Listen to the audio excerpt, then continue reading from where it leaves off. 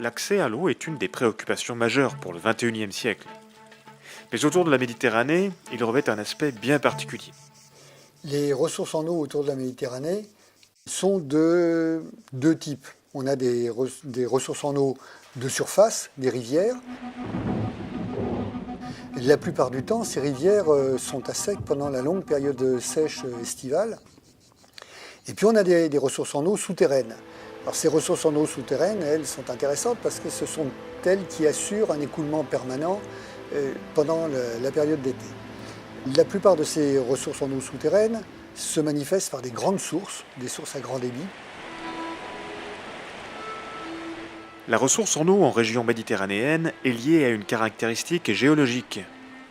En effet, toutes ces sources proviennent de massifs calcaires. Alors comment fonctionnent et comment s'organisent ces ressources en eau dans ce milieu bien particulier? Les eaux dans les calcaires s'infiltrent extrêmement facilement. Elles s'infiltrent, elles transportent, elles dissouent du gaz carbonique qui est produit par la végétation dans les sols, et ce mélange entre une eau et du gaz carbonique produit un acide qui attaque le calcaire. Et à ce moment-là, l'eau transforme ces petites fissures, très fines au départ, en petits conduits, en grands conduits, tellement grands d'ailleurs que l'homme peut y pénétrer, le parcourir. Ce sont les grottes, les rivières souterraines que tout le monde connaît.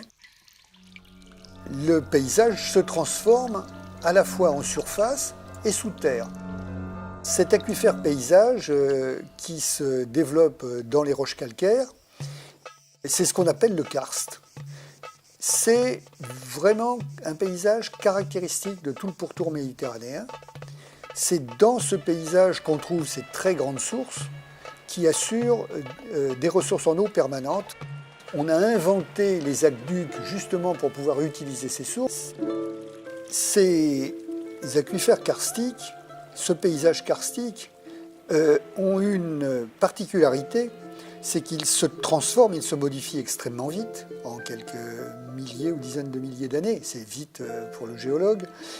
Et ces transformations, en fait, suivent les transformations du paysage. Par exemple, une rivière qui s'enfonce fait apparaître des niveaux successifs d'écoulement souterrain, de cavités souterraines qui se raccordent à la rivière. Et les niveaux les plus anciens sont des niveaux qui sont abandonnés, qui sont perchés. Il y a un peu moins de 6 millions d'années, le niveau de la mer Méditerranée s'est abaissé de 1500 mètres.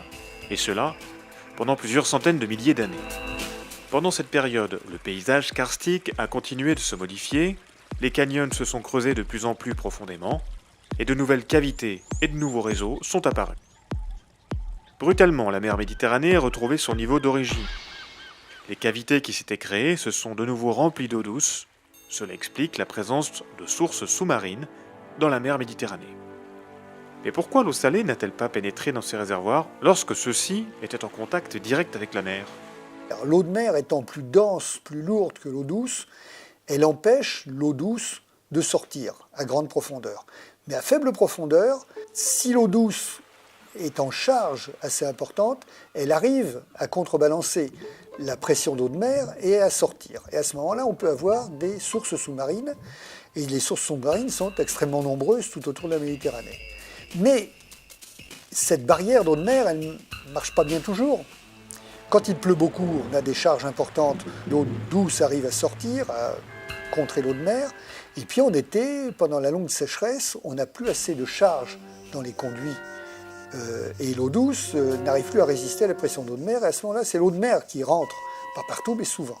Et on se retrouve soit avec des sources littorales à la côte qui sont saumâtres, c'est un mélange d'eau douce et d'eau salée, soit des sources sous-marines qui sont saumâtres ou qui s'arrêtent de couler.